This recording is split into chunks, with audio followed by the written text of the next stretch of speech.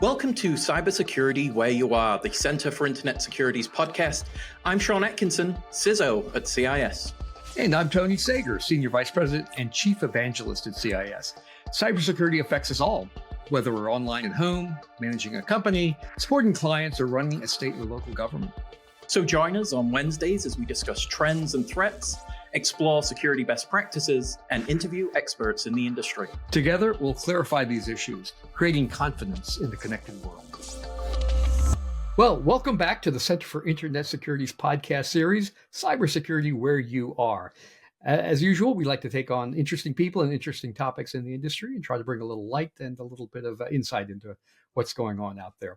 Special guest today, I'm joined by my old friend and colleague, Stan Stahl. Stan will give you a little bit of his background, but is one of the really good people in this industry and I think his long distinguished career of service here, and is also another fellow who seems to figure out or is unable to figure out how to retire. So we share that in common. So Stan, welcome to the show, and please introduce yourself to our audience. Sure. And Tony, thank you so much for, having me on your show, giving me the opportunity to talk about what we're doing and, what prevents me from retiring, if you will.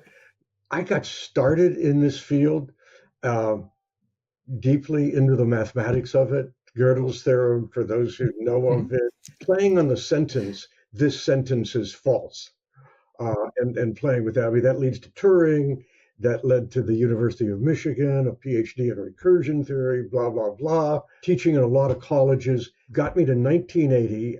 At that point, I was teaching in what I'd like to call a third-rate college, but I really don't want to insult the true third-rate colleges. But it was enough. Okay, I got to go do something else with my life. And I found myself at Wire, 1980. What an opportunity. Because in some sense, we were at that point, what is information security? All about computer security, all about how does one write a model that reflects what that needs to be. This was Bell LaPadula was there, but it didn't fit the particulars of what Jim Keaton Williams and I were doing. So, it's like right at the origins, you're there. Fast forward 10 years later, I'm out of aerospace. I'm a hippie from the 60s, and I was not a fit for any of that. And I got it in my brain. I wanted to be a consultant for small businesses. And I mean, I did not spell consultant, but that's what I went out to do, full of Stan. But it touched me. It connected to me. It gave me that sense of satisfaction. Hop forward 10 years later, they're beginning to get interested in computer cybersecurity. The internet was now around. Big businesses, big government was already doing that. And suddenly it became of importance to smaller businesses. A young woman, Kimberly Pease, and I started Citadel Information Group to help these small businesses with cybersecurity. Fast forward 20 years later, here we are. Yeah, it's been right. By the way, you're the first PhD in recursion theory I've ever met, but I think that's But Stan, you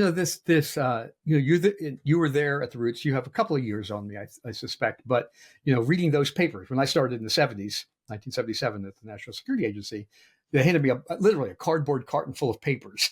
And you named some of the names, right, of the authors of those papers of the time, really the foundations of computer security and the pioneers who thought about these issues of computing. And I mean, just tremendous brain power that went into that. And here we are again, decades later, where this has gone from something the government and the researchers and the miters care about to, every citizen has incredible computing power, on their wrist and in their pocket. So a really different world. But, that focus on small, medium enterprises, that's something we share with you here at the Center for Internet Security. And, I'm sure many of the audience knows the numbers, right? Most of our economy is small businesses, most of our new job creation. So this is not a trivial problem. This is a foundational challenge for the nation. So give me a little bit about the origin story for SecureTheVillage, your nonprofit. Yeah, that's right, because it so much fits right into that. I said, Kim Pease and I started this company, Citadel Information Group, in 2002, working with smaller businesses at that time. At that same time, I reconnected with the Information System Security Association. I had been a member 10 years earlier, had dropped out as my business evolved differently, but now I came back, became president of the LA chapter, And it was that really seeing the expertise of the information security professional and matching that up against what we were seeing as we were growing our business, the realities of smaller businesses, uh, oftentimes not having IT departments, let alone security people, uh, having this real strong focus. I mean, small businesses, you got to pay the bills. You're interested in growing your business. It's all about revenue and profits and things like that that don't fit into the information security equation. And over the years, 3 or 4 years, as I was president of the LA chapter of ISSA, it just became more just obvious to me, if you will. And that's we got the phrase, it takes a village to secure the village. You got to get everybody involved. Attorneys, I was discovering, were talking to their clients about cybersecurity. So were IT department, MSPs, but they weren't talking together. Those are separate conversations. So we started doing something about that with ISSA. Fast forward to 2014, it was time to leave the focus on what the ISSA professional is helping our internal community grow and do more explicit outreach. So I left and I formed SecureTheVillage. With that idea to grow it, we didn't know how, we didn't know where, but to just how do we get everybody involved? We had that is the fundamental question with no real clue yet beyond having meetings regularly, which we did, of how we were to make that happen. That took later. One of the things that, and we walked a lot of common ground in our careers, but never actually bumped into each other, I think, until relatively recently, Stan. And I remember, so I left government, retired from the government in 2012, and basically spent my time in nonprofit space, here at the Center for Net Security ever since. And what struck me, right, having grown up in big government and been a sponsor of MITRE and worked with all those aerospace companies, we had a particular perception of the national problem, the national issues and strategy and kind of the role of government. And I worked with nonprofits, including the Center for Net Security, but never, until I became in it, never really understood what was going on and the power and the flexibility and the opportunity there. And what became clearer as the more complex society and technology got, we actually needed a stronger role, a more central and visible role for nonprofits, right, as an alternative mechanism for bringing people together, for finding common ground, for establishing things in a neutral way that often couldn't be done if the government was sending out the invitations or industry only. So how do we work that? So as I thought about that, and so several years later, I was pondering, what am I going to do here? Wow, nonprofits are amazing. Imagine if we just try to organize ourselves loosely, right, to loosely run in the same direction. And I'm talking this idea up, and somebody says, you need to meet this guy, Stan. He sounds like you. And so somehow the connection was made, and that brought us together, right? That is this common thread of there's something to be done here that can only be done as a nonprofit. And these are the origins, and you've been, on our journey with us, Stan, with Nonprofit Cyber.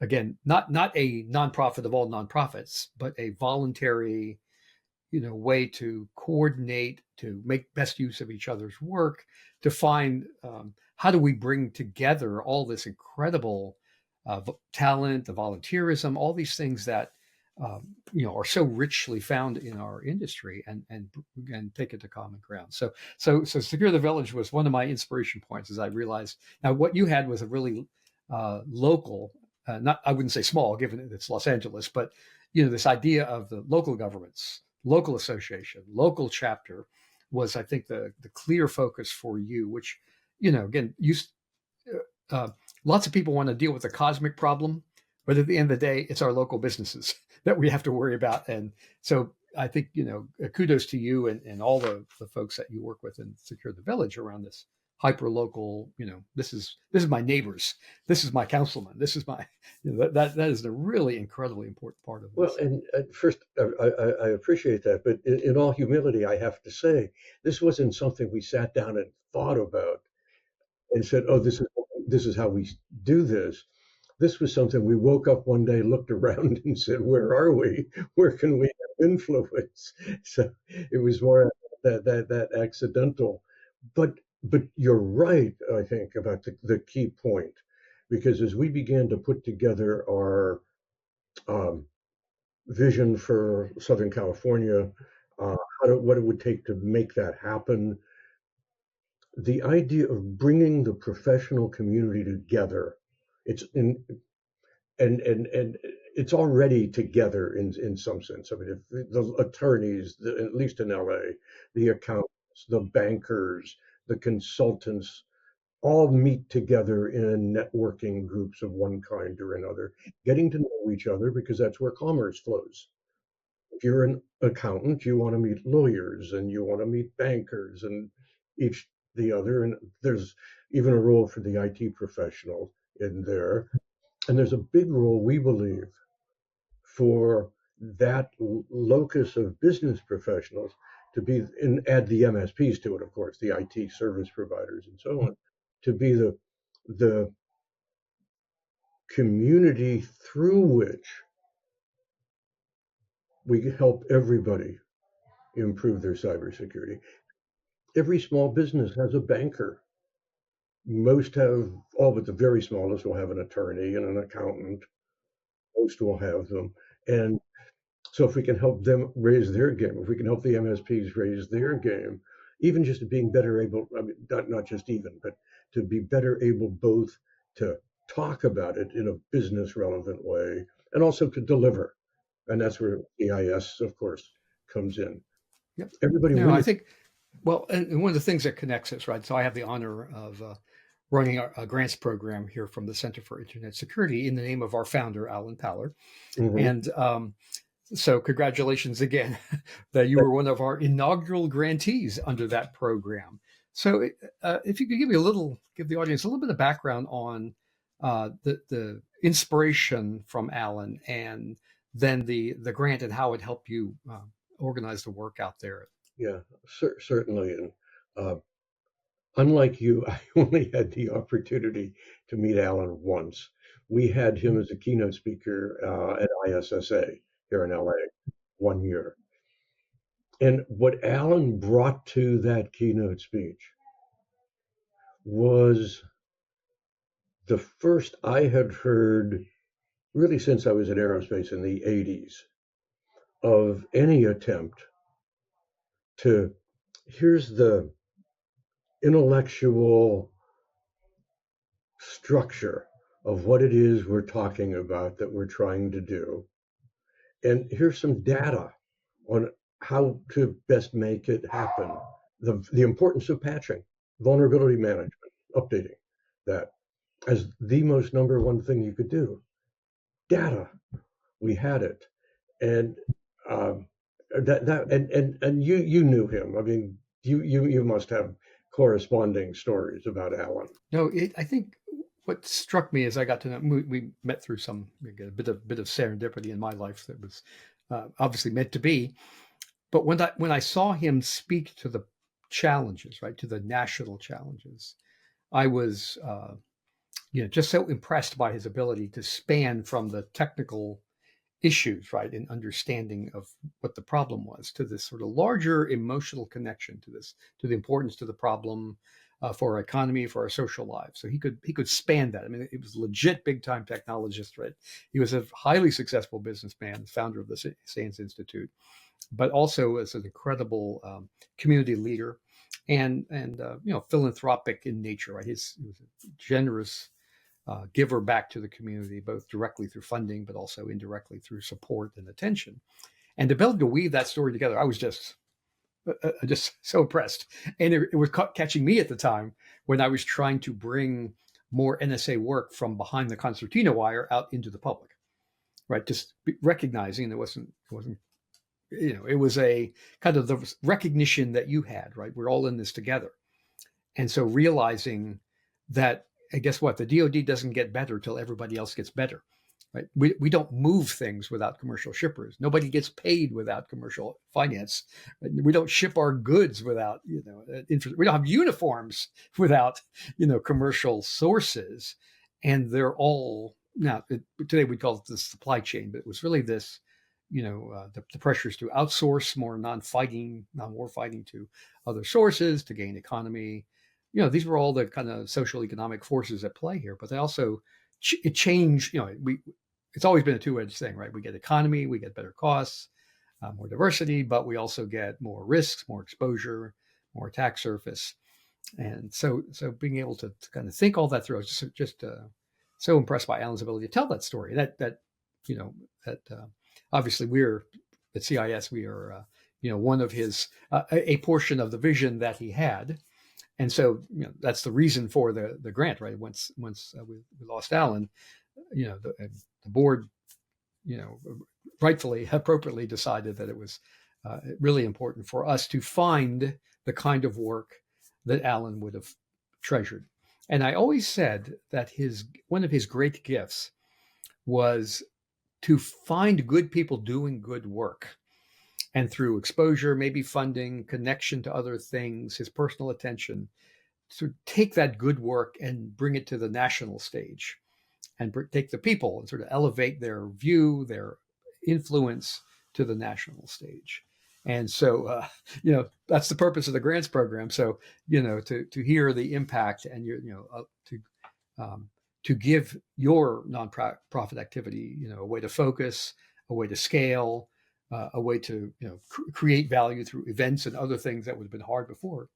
That's exactly in the right spirit. Yeah, that's great. But in some sense, Tony, what you've described in Alan to me is someone simultaneously able to truly see the big picture and articulate that to others as well, that communication skill, while also seeing the details down to the nth degree, if you will, and being able to explain them. I mean, he was able to stand in front of a group of security people and help us better understand something we'd never seen before as well. But there's I don't know if you know the name Jim Lewis. He's a figure in the DC area associated with the Center for Strategic and International Studies. And he had a great anecdote about Alan. They were going to my brief Congress or something, and Jim is prepared. He's got all these talking points. He's ready.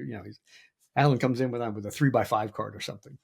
And Jim goes, Alan he just wove this amazing story. Everyone was completely focused, and left with the key points that he was trying to make.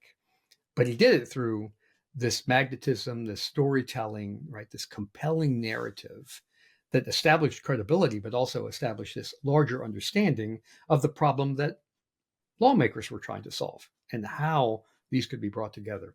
So let me ask you, just as another thing. So one of the things we did together during the last year was think about the term reasonableness and its role in cyber, and cyber with the intersection of regulatory, legislative, public policy kind of tools. And so this is something I started to think about a few years ago. And, again, deja vu all over again. I thought, well, who else has thought about this? And I did a quick web search and I go, oh my goodness, my friend Stan has been thinking about this. And in fact, has run workshops on this topic for a few years. And so we had the honor of working together on your prior one in the fall. But tell us, how did that come about? Because you'd been doing this for a couple of years before we talked about this. And so it's seen something early and had taken action on it, right? It had created a forum to bring people together. Yeah. So I think, it started early Secure the Village. I mean, part of the Secure the Village foundation story includes reasonableness in it.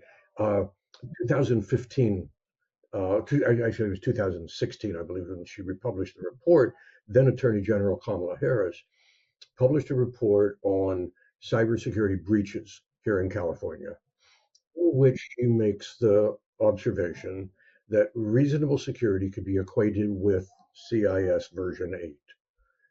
At that time, one of the things we were doing at Secure the Village was running a monthly workshop, webinar, not a webinar, these were live at that time, where the attendees were insurance people, security folks, insurance people, cyber attorneys, some bankers, a broader community looking at these issues.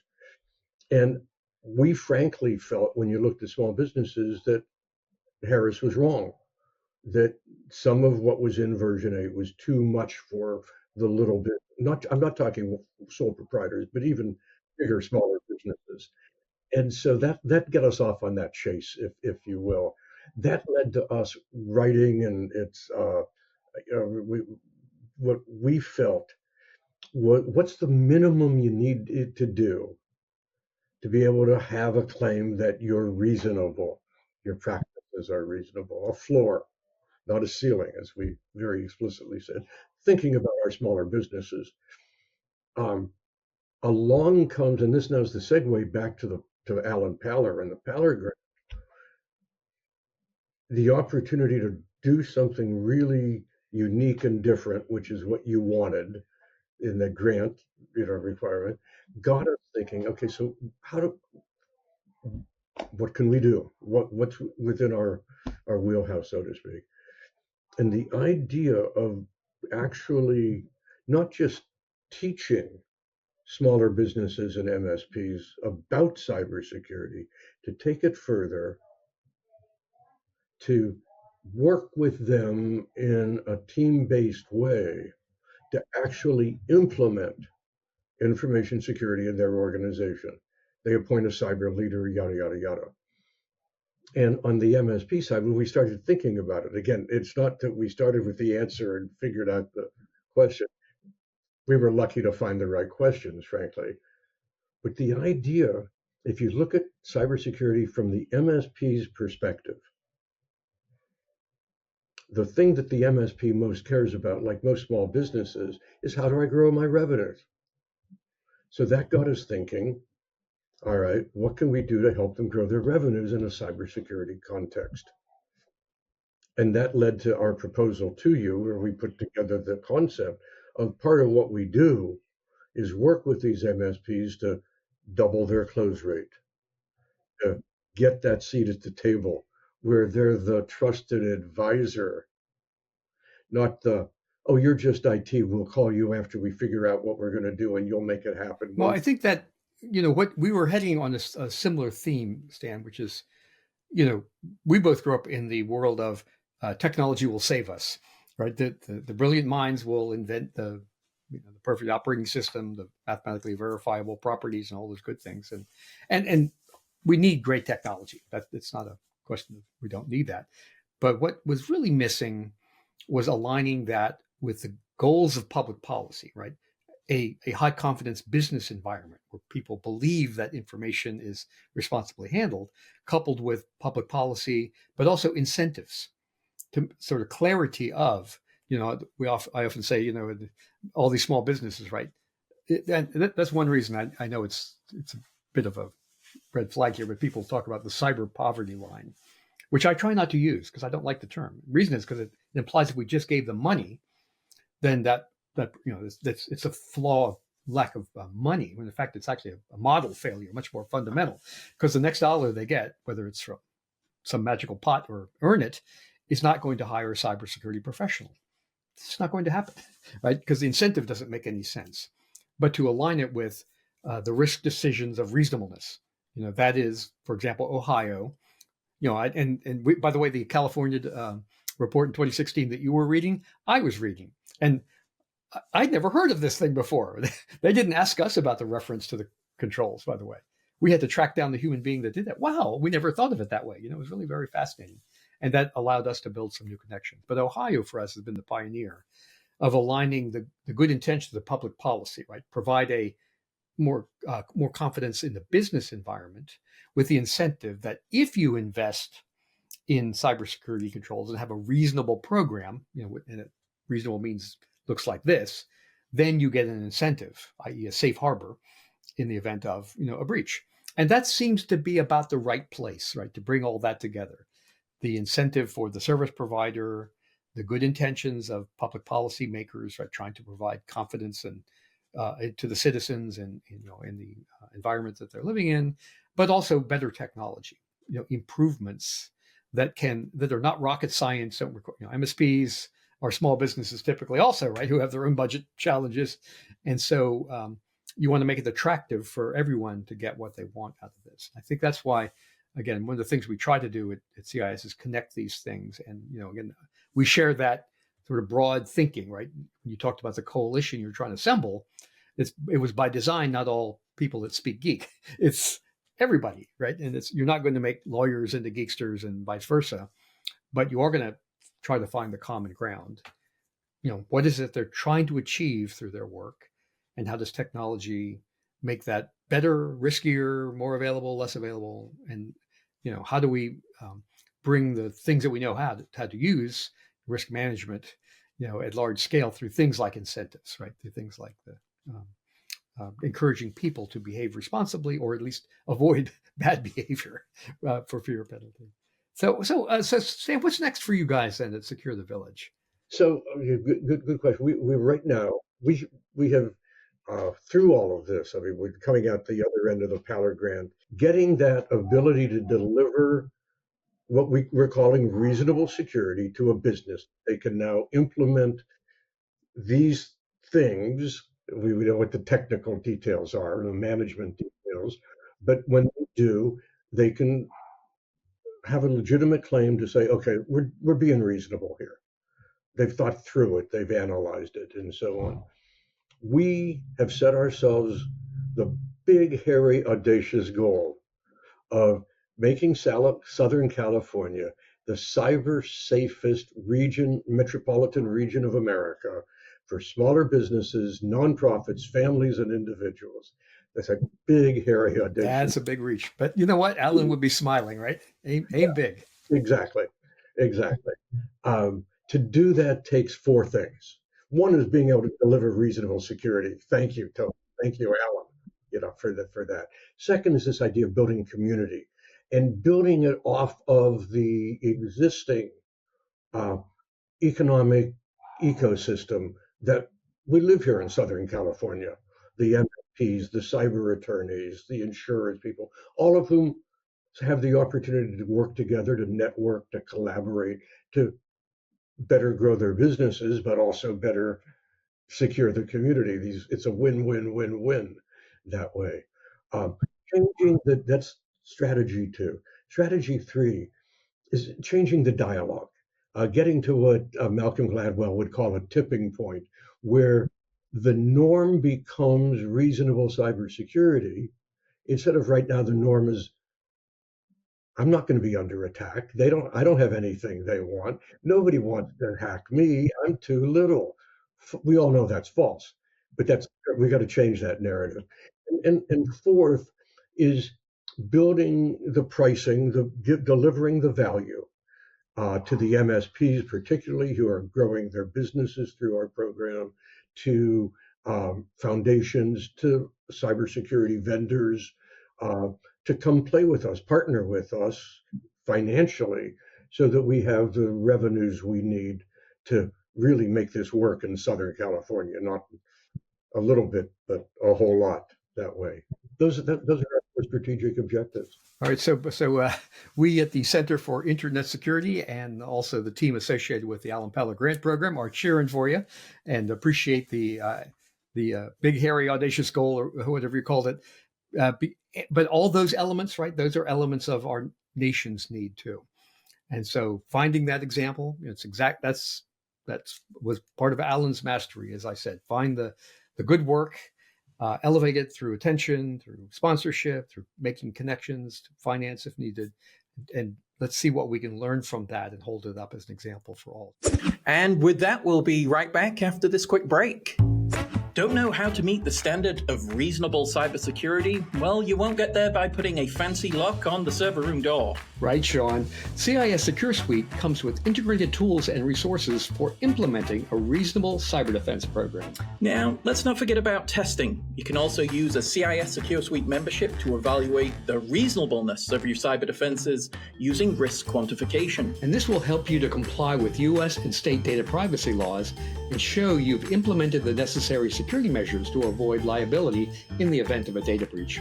And now through April 30th, you can save up to 20% on a new membership using promo code RCD25. So, want to make your cyber defense program reasonable? Well, you need a CIS Secure Suite membership to build and test it. Visit CISecurity.org/CIS-Secure Suite to learn more.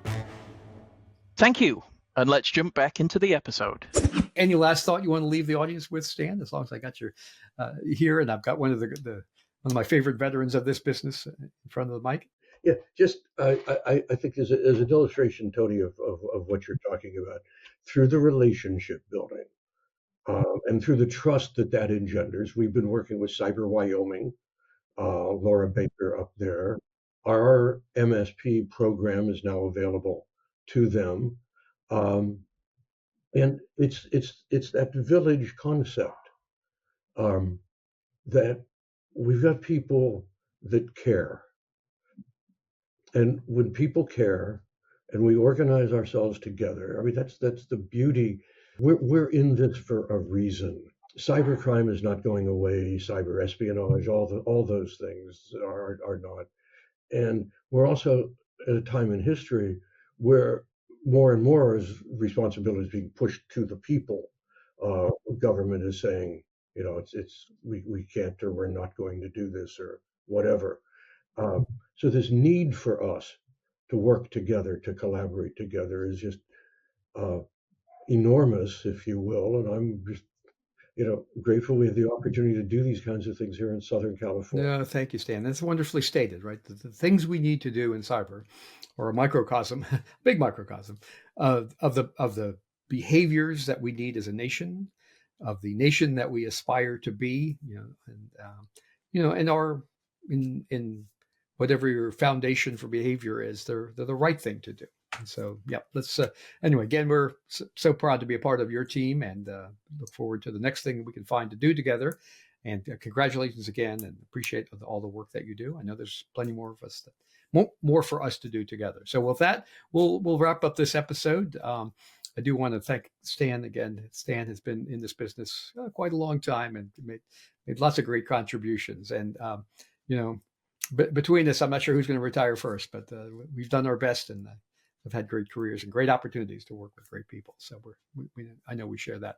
So for the audience, thanks again for joining us. We appreciate your time and attention, and try to bring you something interesting and new every episode. Catch us in the usual ways. You subscribe to all the usual sources. With that, we'll wrap up this episode of Cybersecurity where you are, and we will catch you the next episode. Thank you very much. Thank you for listening to the podcast today. The thoughts and opinions expressed by our podcast guests are solely theirs and do not necessarily reflect those of CIS. Tune in on Wednesdays for a new episode. And in the meantime, visit our website at cisecurity.org. Together, we'll continue our efforts of creating confidence in the connected world.